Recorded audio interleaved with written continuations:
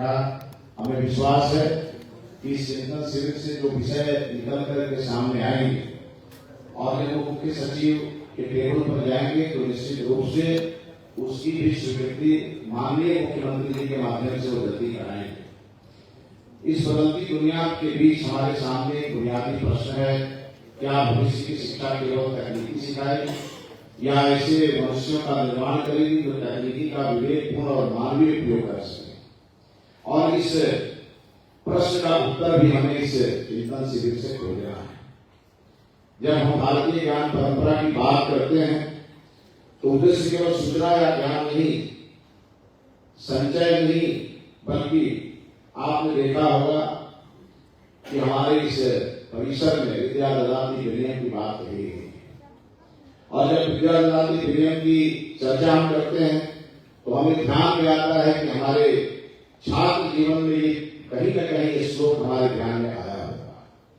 और तब विद्या ददाति विनयम विद्या जाति पात्रताम पात्र त्वादनात्मोति कर्मा धर्म तथा सुखम बना धर्म तथा सुखम। विद्या विनय देगी और योग्यता से जीवन की सार्थकता। आज जब हम आर्टिफिशियल इंटेलिजेंस हमारे लिए कुछ ही क्षणों में उत्तर उपलब्ध करा सकता है, तब हमारी शिक्षा व्यवस्था का प्रश्न यह नहीं होगा कि बच्चे को उत्तर पता है या नहीं। इसलिए आज हमारी चुनौती और बड़ी होगी। क्या बच्चा सही प्रश्न पूछना जानता है? क्या वह सूचना और ज्ञान के अंदर समझता है? क्या वह टेक्नोलॉजी का उपयोग कर सकता है? लेकिन टेक्नोलॉजी का दास नहीं बनना चाहिए। और इसीलिए जब हम अपने ज्ञान का उपयोग समाज के कल्याण के लिए करते हैं, जब हम भविष्य की शिक्षा केवल हमें इंटेलिजेंट चिल्ड्रन नहीं बनाता बल्कि wise responsible compassionate and capable citizen तैयार करता है, तब हमारी शिक्षा की सार्थकता हमारे ध्यान में आती है।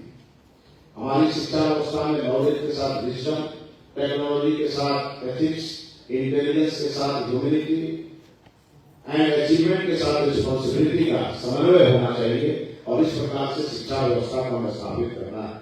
शिक्षा व्यवस्था में हो रहे लगातार परिवर्तन हमें दिशा दिखाते हैं।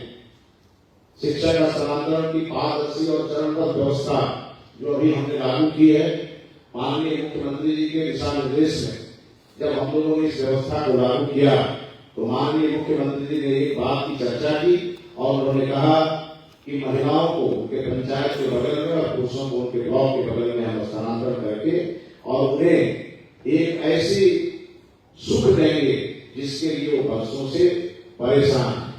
और उसको लेके जब हमारी शिक्षक स्थानांतरण नीति 2026 तैयार हुई तो उस समय हमें ये भी ध्यान में आया कि कई जिलों में ऐसे भी शिक्षक, ऐसे भी स्कूल होंगे जहां उस जिले में हमारे पास उतने शिक्षक नहीं होंगे। तब हमने तुरंत ही किया कि बोर्ड की अध्याचना 32,388 पदों की अध्याचना और माननीय मुख्यमंत्री जी के द्वारा बीपीएससी को भेजी गई। शिक्षक संवर्धन के क्षेत्र में जो उनका कैपेसिटी बिल्डिंग है उसके लिए हमने 1,26,503 शिक्षकों, प्रधानाध्यापकों को प्रशिक्षण दे करके और उन्हें हमने योग्य तो थे ही, उन्हें और अधिक योग्य बनाने का हमने काम किया है।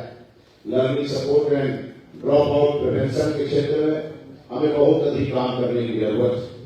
हमें छात्रों को केवल पढ़ाना नहीं बल्कि उन्हें उनके ब्रेन मैपिंग की जरूरत है, क्योंकि हम मछली को और घोड़े को एक साथ नहीं दौड़ा सकते। घोड़ा सड़क पर ही दौड़ेगा और मछली पानी में ही तैरेगी। इस बात का ध्यान हमारे इस आज के समय में जो हमारी वर्तमान व्यवस्था है उस चुनौती के साथ में हमारे सामने खड़ी। साथियों, डिजिटल एजुकेशन के क्षेत्र में बिहार तेजी से आगे बढ़ रहा है और मुझे विश्वास है कि जब भी माननीय मंत्री जी के किसी कार्यक्रम में होता हूं, जब उनकी नजर हम पर पड़ती है तो वो हमेशा कंप्यूटर एजुकेशन का विभाग करने की दिशा में शिक्षा विभाग को निर्देशित करते नजर आते हैं। हम सभी सौभाग्यशाली हैं कि वर्तमान परिस्थिति में हमें ऐसे मुख्यमंत्री आदरणीय सम्राट चौधरी जी का सानिध्य प्राप्त है कि जब हम कोई विषय लेकर के आते हैं तो उनके मन में उसकी परिकल्पना पहले से ही स्थापित होकर के और उसे आगे बढ़ाने की दिशा में उनका मार्गदर्शन हमें मिलता रहता है। बिहार स्कूल लाइफ क्लासेस के माध्यम से जेईई और नीट जैसी परीक्षाओं के लिए निःशुल्क ऑनलाइन कोचिंग की शुरुआत की गई है और हमें लगता है कि शायद बिहार प्रथम राज्य होगा जहां हम लोगों ने ऐसी व्यवस्था शुरू की। पीएम ई विद्या के अंतर्गत कक्षा 1 से 12 तक के पाठ्य पुस्तक आधारित लगभग 106 ई कंटेंट और वीडियो तैयार किए गए हैं। मैथिली और बंगाली जैसी भाषाओं में भी एजुकेशनल कंटेंट तैयार किया गया है। ये हमारे लिए विशेष रूप से महत्वपूर्ण है। टेक्नोलॉजी का केवल इंग्लिश कंटेंट नहीं, टेक्नोलॉजी कब इंक्लूसिव बनती है वो बच्चे के की भाषा में उसके पास पहुंचे।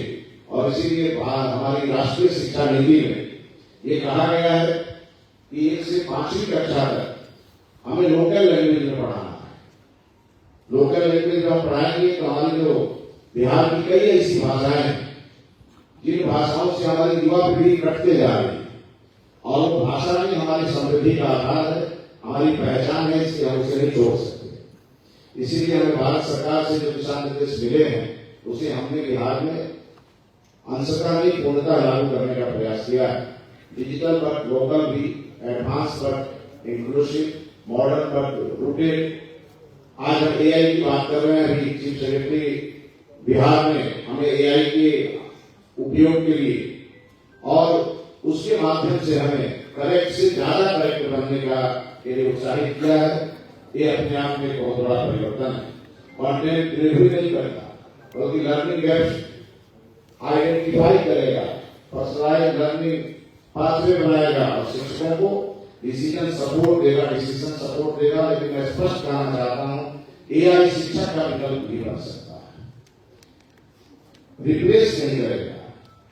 टेक्नोलॉजी शिक्षा को रिप्लेस अगर करेगा तो हमारी शिक्षा व्यवस्था ध्वस्त हो जाएगी।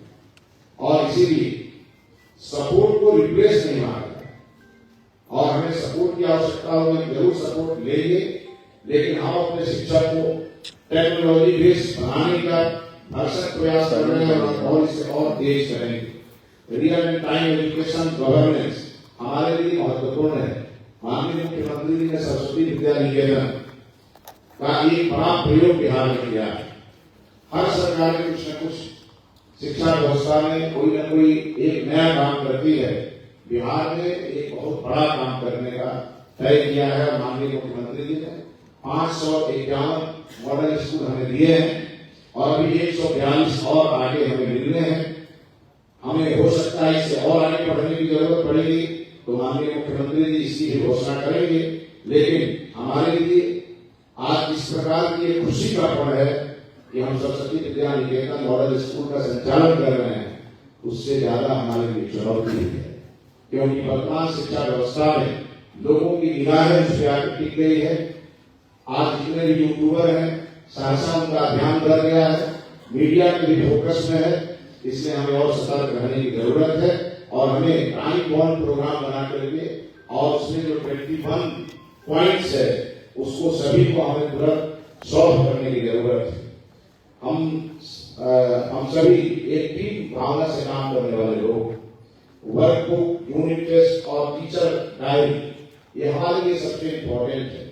उसे हम यहाँ से जाने के बाद उसे स्थापित करने का हम प्रयास करेंगे।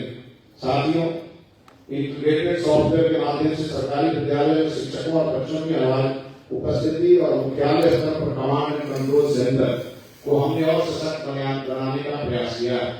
हम प्रति वीक हर सप्ताह इसकी समीक्षा करते हैं और प्रतिदिन हमारे पास हमारे वर्किंग डे में हमारे टेबल पर इसकी रिपोर्ट रहती है जो हमने 2 नंबर जारी किए हैं और सभी स्कूलों पर हमने उस नंबर को बड़े बड़े अक्षरों में लिखवाने के लिए आपसे अनुरोध किया है।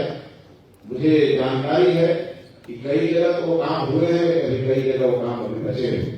हम चाहते हैं कि बिहार के एक व्यक्ति के पास शिकायत का पोर्टल उपलब्ध रहे ताकि वो अपनी बात हम तक पहुंचाए और हम उसका समाधान कर पाए। इसके लिए हमारी व्यवस्था है।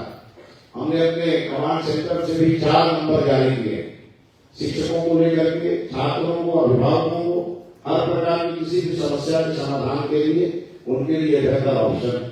इसीलिए शिक्षा केवल क्लासरूम नहीं, हमारे भारतीय ज्ञान परंपरा को बढ़ाने का एक बड़ा प्रयास और जब हम कराने की जरूरत महसूस होगी।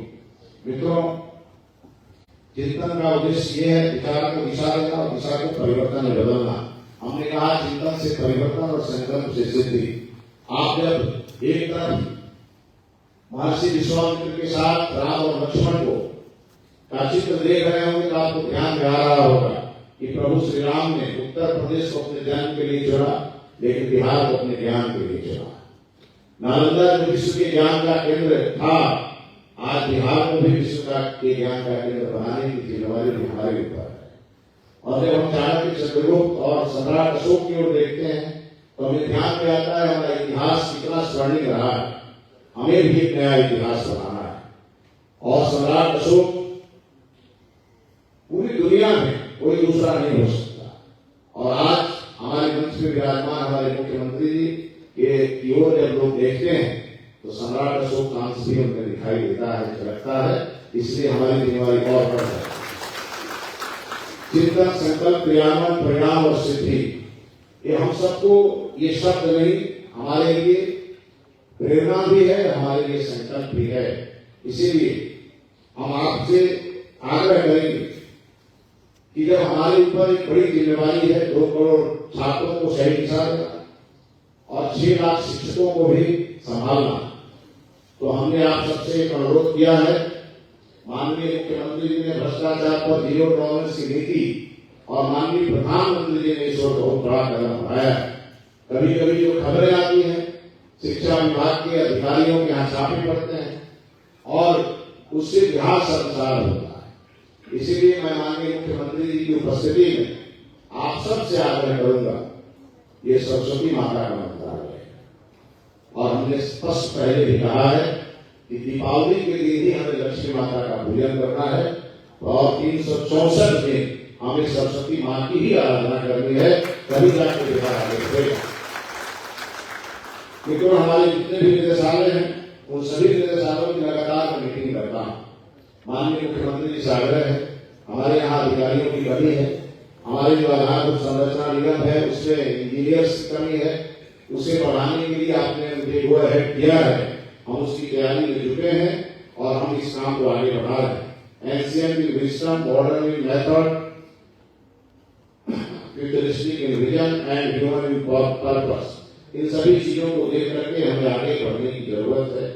और अंत में मैं यही कहूंगा, क्वालिटी एजुकेशन हमारा अंतिम संकल्प है और उसके लिए जो हमारे सामने चुनौतियां हैं, शिक्षा मित्र, उसके बाद नियोजित शिक्षक, उसके बाद हमारे जो पुराने शिक्षक हैं और साथ ही साथ तैयारी 1 से तैयारी 3 तक के शिक्षक हमारे लिए एसेट बने और इस एसेट को हमें किस प्रकार से निखारना है ये हमें मालूम है।